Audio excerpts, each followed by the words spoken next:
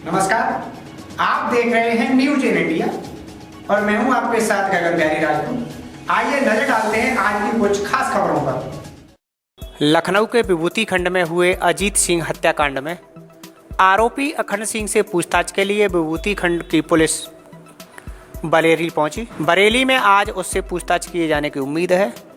उधर आजमगढ़ जेल में बंद ध्रुव कुमार उर्फ कुंटू सिंह ने अजीत सिंह हत्या करने की बात कबूल कर ली है। वहीं पुलिस अन्य आरोपियों की तलाश में दबिश दे रही है।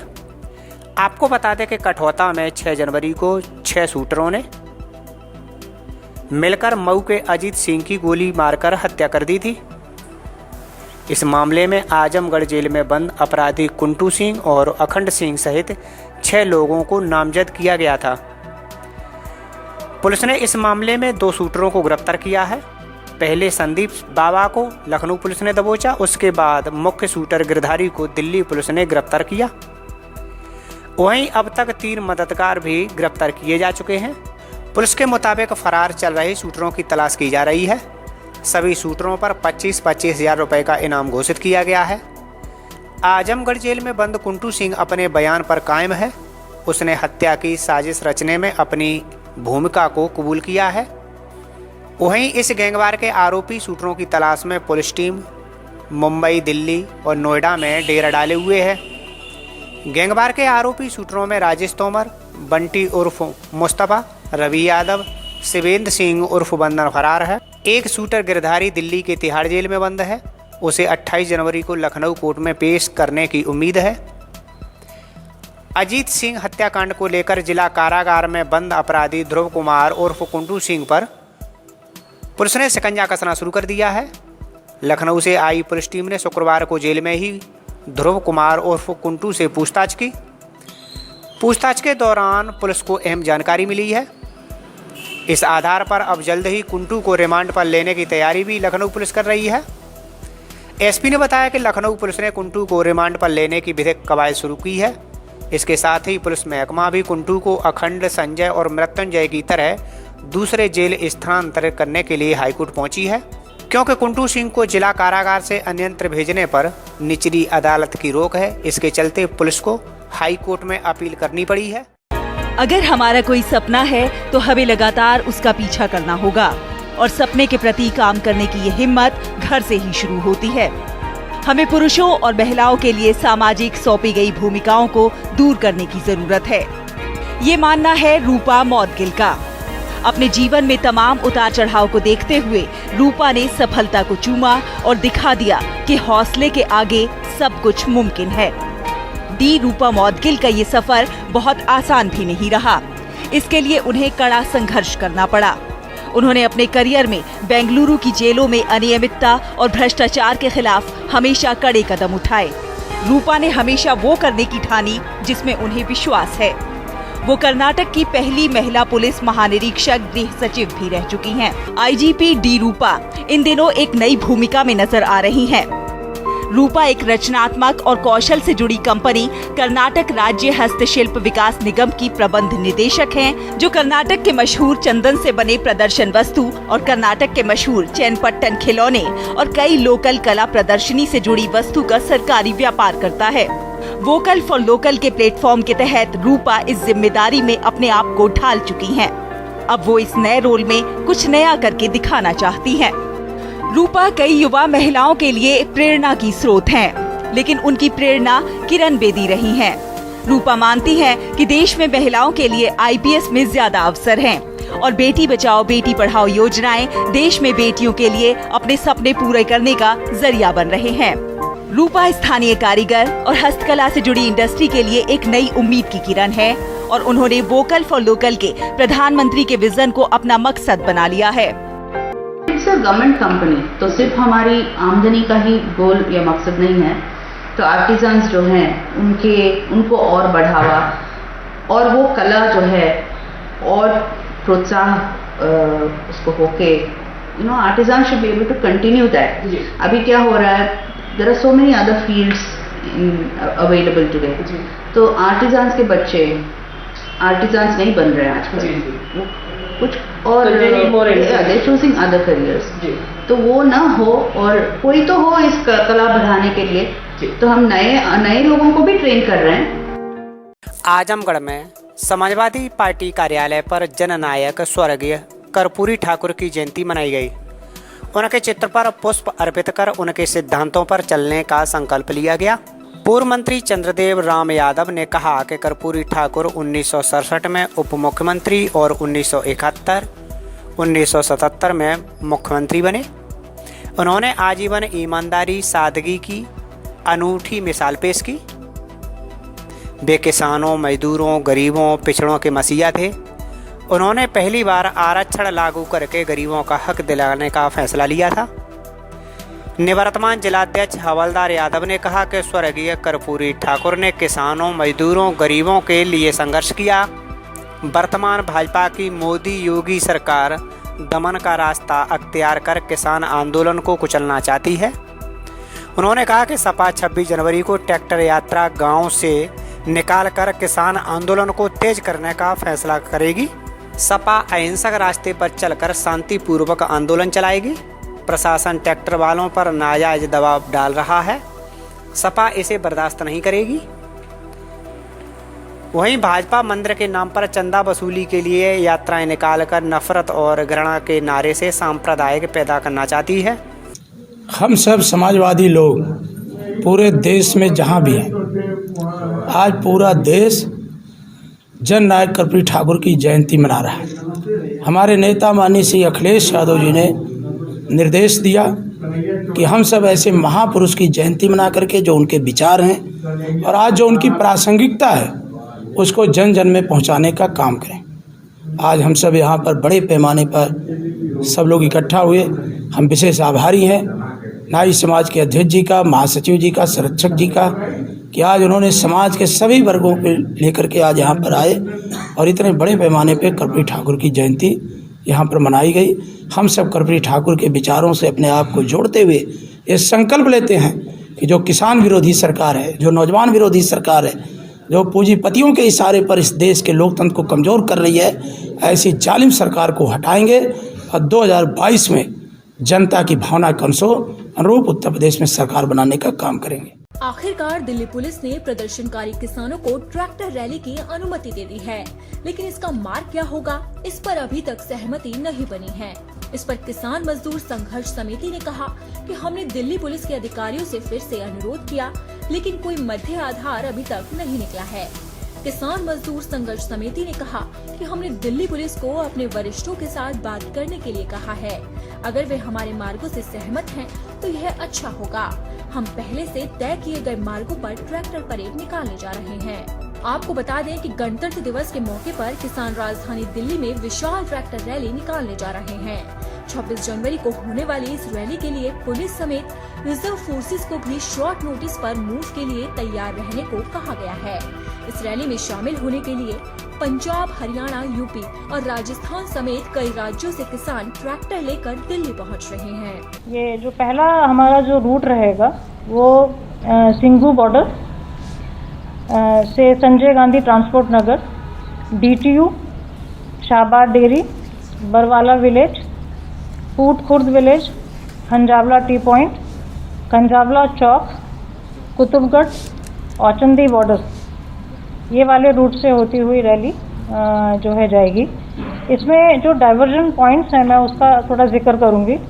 इसमें जो ट्रैफिक हमारा NH44 GT की रोड की तरफ जाता है वो डाइवर्ट होगा सिंघू शनि मंदिर से, अशोक फार्म, सुंदरपुर, माजरा, कुशक कॉलोनी, मुकरबा चौक और GT के depot.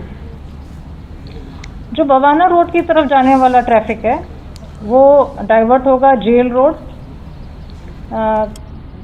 G3S mall, Madhuban Chowk, Rohini east metro station, Rithala Chowk, helipad T point, Utsav road, DSIIDC road sector 4, Jhanda चौक।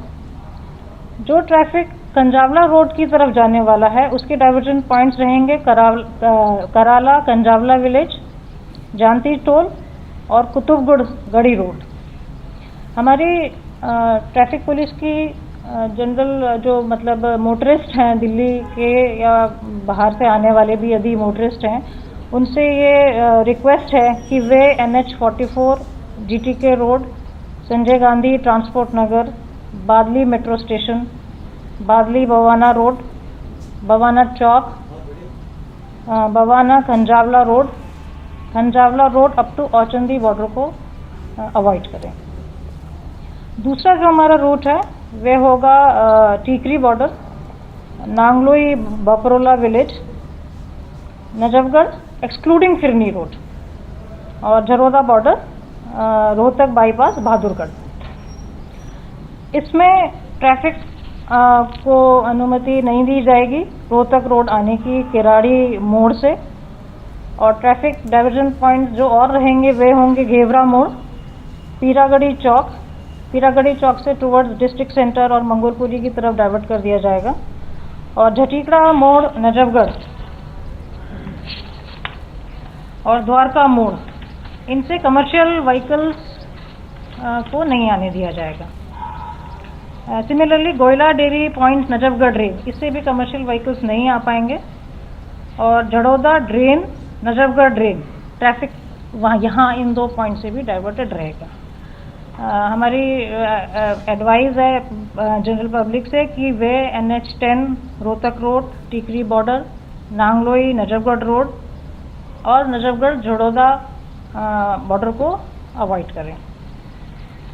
तीसरा रूट जो है वो ईस्ट का है, जिसमें शुरू होगा ये अपना गाजीपुर बॉर्डर, NH24 का कुछ पोर्शन, फिर वो रोड नंबर 56 पे आके मिल जाएगा, ISBT आनंद विहार और अप्सरा बॉर्डर।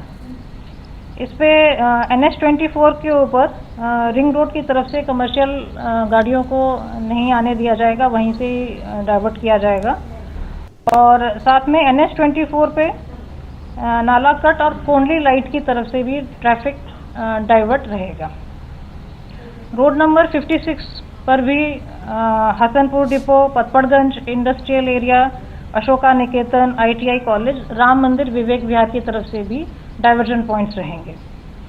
अप्सरा बॉर्डर की तरफ आने वाले ट्रैफिक को नहीं आने दिया जाएगा, ये राउंड अबाउट सीमापुरी गोल चक्कर से ही। सो कम्यूटर से हमारी गुजारिश है कि वो इस तरफ अवॉइड करें। तो जनरल पब्लिक से हमारी इस रूट के लिए भी यही आग्रह है कि इसको अवॉइड करें, Ghazipur border, roads leading to NH24, 56 और अप्सरा बॉर्डर। तो ये मेरे ट्रैफिक डाइवर्जन पॉइंट्स रहेंगे, और साथ में एक बार मैं पुनः ये कहूँगी कि जो हमारे मोटरिस्ट हैं, जो मैंने बताई हैं जो रूट्स और रोड्स लीडिंग टू ये इन रूट्स के ऊपर, इनको अवॉइड करें।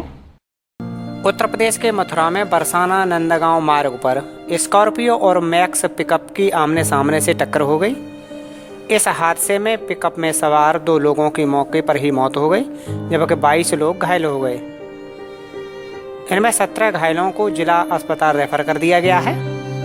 आपको बता दें कि दुर्घटना के बाद मौके पर मौजूद राहगीरों ने गाड़ियों में फंसे लोगों को बाहर निकाला। सूचना पर पहुंची पुलिस ने घायलों को बरसाना सामुदायिक स्वास्थ्य केंद्र में भर्ती कराया है।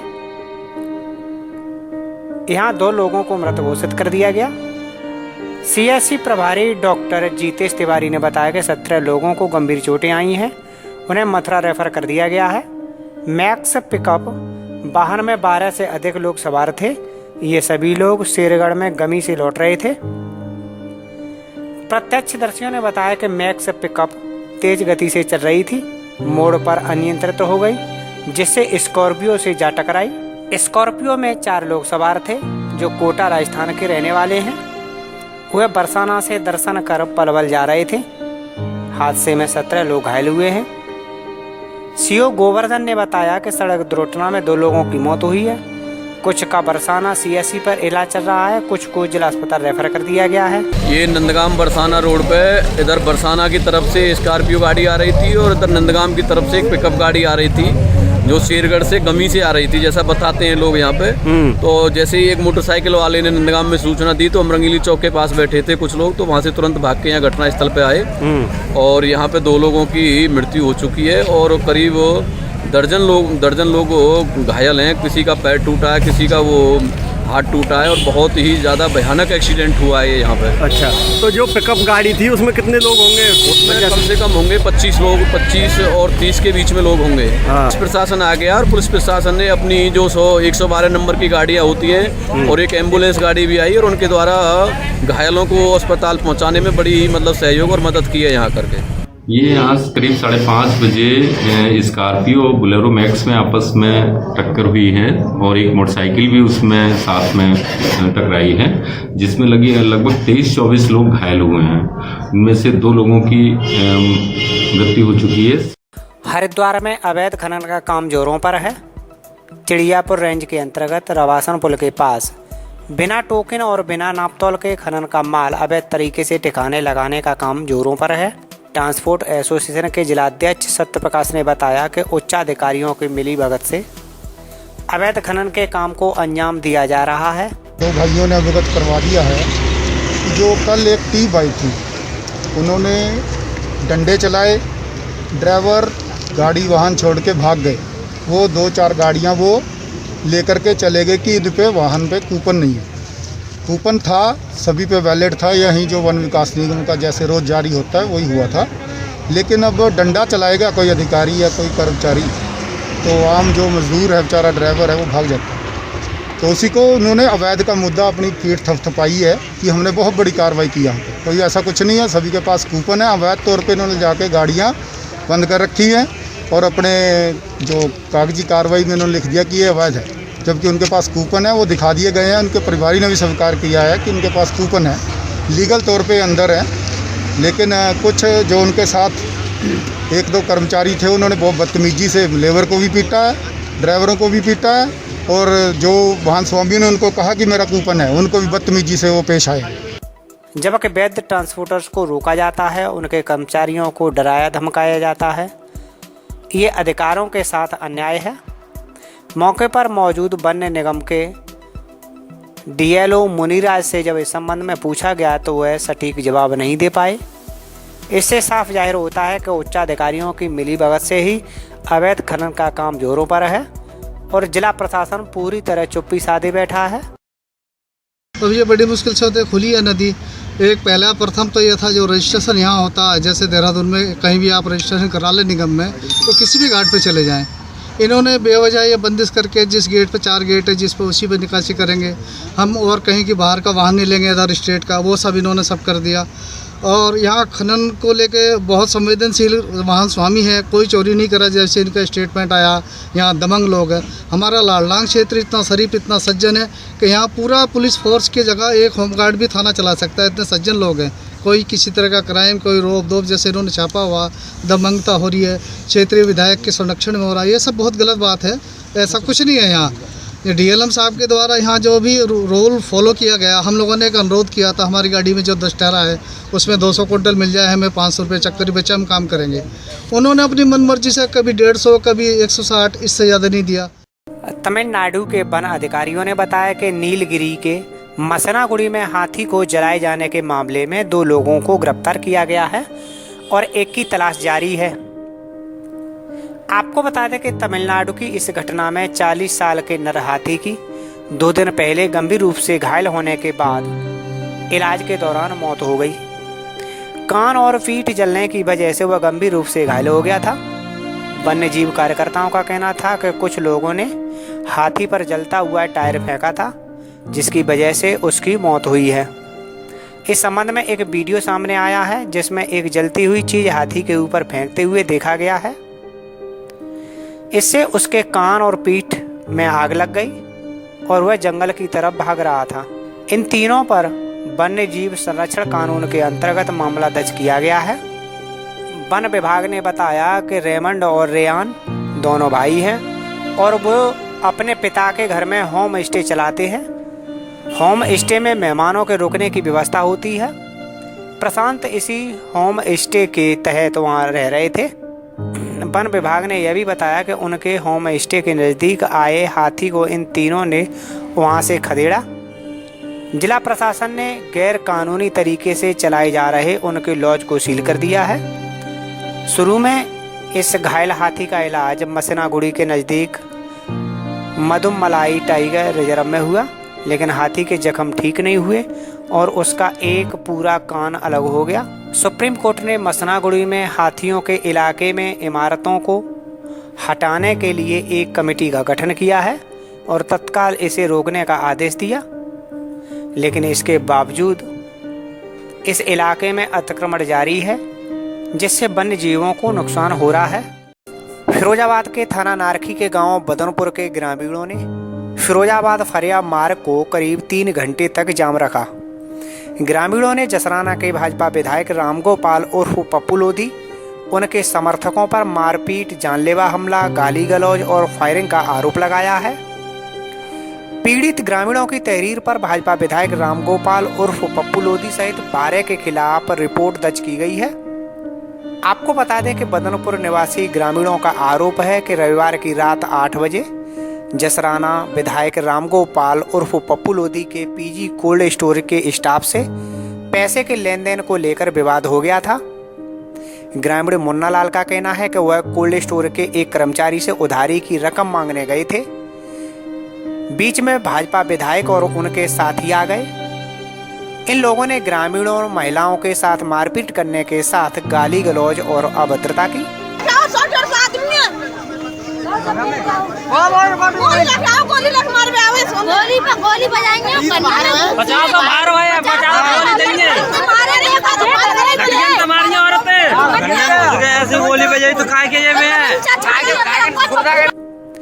आरोप है कि भाजपा विधायक पक्ष की ओर से दहशत फैलाने के लिए कई फायर किए गए।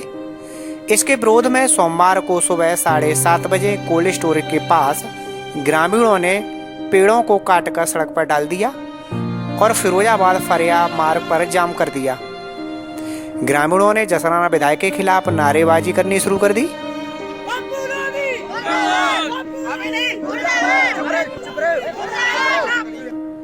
ग्रामीण विधायक के खिलाफ कार्रवाई किए जाने की मांग कर रहे थे।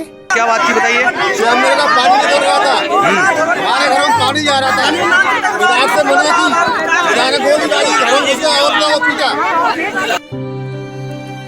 मौके पर पहुंचे थाना प्रभारी नारखी ने ग्रामीणों को समझाने का प्रयास किया, लेकिन वे अपनी मांग पर डटे रहे। करीब 10:30 बजे CO Tundla Devendra Singh, SP city Mukesh Chandra Mishra मौके पर पहुंचे। ग्रामीणों को समझाया वह जो तहरीर देंगे उसके हिसाब से कार्रवाई की जाएगी। जिनके चोट लगी है उनका मेडिकल होगा।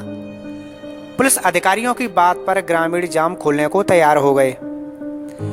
पुलिस ने तहरीर के आधार पर भाजपा विधायक रामगोपाल उर्फ पप्पू लोधी, विवेक, सोनू, सत्यपाल, मोहित, रामोतार, देवेंद्र, संजय, संदीप, बीटू, शशि शर्मा, सीटू के खिलाफ गाली गलौज, मारपीट और जान से मारने की नियत से फायरिंग की रिपोर्ट दर्ज की है। वहीं भाजपा विधायक रामगोपाल उर्फ पप्पू लोधी ने कहा कि कुल्ड के केमिकल युक्त पानी निकलने को लेकर बघेल समाज के लोगों में रविवार की शाम को आपस में विवाद हुआ। विवाद की सुनकर वह वहां गए थे। इस दौरान सामने से मेरे ऊपर फायरिंग की गई।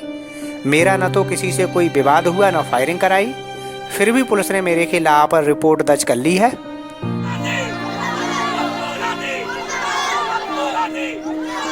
बोला नहीं।